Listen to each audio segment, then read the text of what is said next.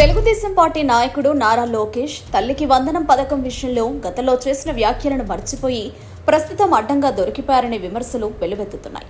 అధికారంలోకి వస్తే ఈ పథకం ద్వారా లబ్ధిదారులకు ఎటువంటి ప్రయోజనం చేకూరుతుందో అనే దానిపై ఆయన చేస్తున్న ప్రకటనలో క్షేత్రస్థాయిలో వాస్తవాలకు పొంత కుదరడం లేదని పలువురు ఆరోపిస్తున్నారు.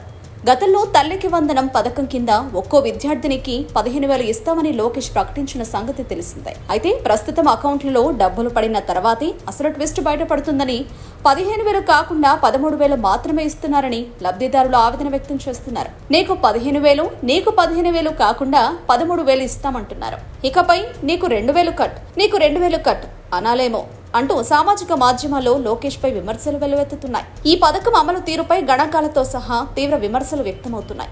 మొత్తం పిల్లలు 87,41,885 మంది ఉన్నప్పటికీ పథకం కింద ఇస్తామంటున్నది 67,27,164 మందికి మాత్రమేనని ప్రకటించిన నిధుల ప్రకారం చూస్తే కేవలం 58 లక్షల మందికే లబ్ధి చేకూరుతుందని అంటున్నారు. ఇది దాదాపు 29 లక్షల మంది పిల్లలకు మోసమేనని విపక్షాలు ఆరోపిస్తున్నాయి. పథకం అమలుకు ఏడాదికి 13,050 కోట్లు అవసరమని అంచనా. అయితే గత ఏడాది ఈ పథకాన్ని పూర్తిగా పక్కన పెట్టారని, దీంతో 2 ఏళ్లకు ఇవ్వాల్సింది 26,100 కోట్లు అని విమర్శకులు గుర్తు చేస్తున్నారు. కానీ ఏడాది కేవలం 8,745 కోట్లు మాత్రమే ఇస్తామని ప్రభుత్వం ప్రకటించిందని, దీనిని బట్టి తల్లికి వందనం అనేది వంచన కాకుండా మరేమీ కాదని వారు మండిపడుతున్నారు. నారా లోకేష్ గతంలో చేసిన ప్రకటనలు ప్రస్తుతం తల్లికి వందనం పథకం అమలు తీరుపై విమర్శలు తీవ్రతరమవుతున్నాయి. ఈ విమర్శలకు తెలుగుదేశం పార్టీ ఎలా సమాధానం చెప్తుందో వేచి చూడాలి. ఎన్నికల్లో మనం ఇచ్చిన హామీ నిలబెట్టుకుంటున్నాం.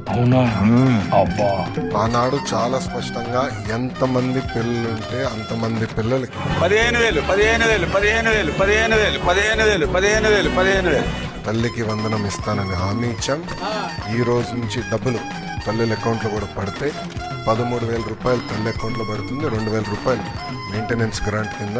మిమ్మల్ని ఎక్కడో చూసినట్టుందండి.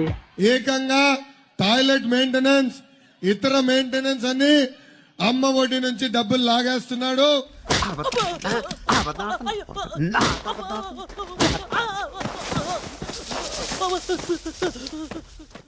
Subscribe to Social TV Telugu for more videos. Hit the bell icon for faster updates.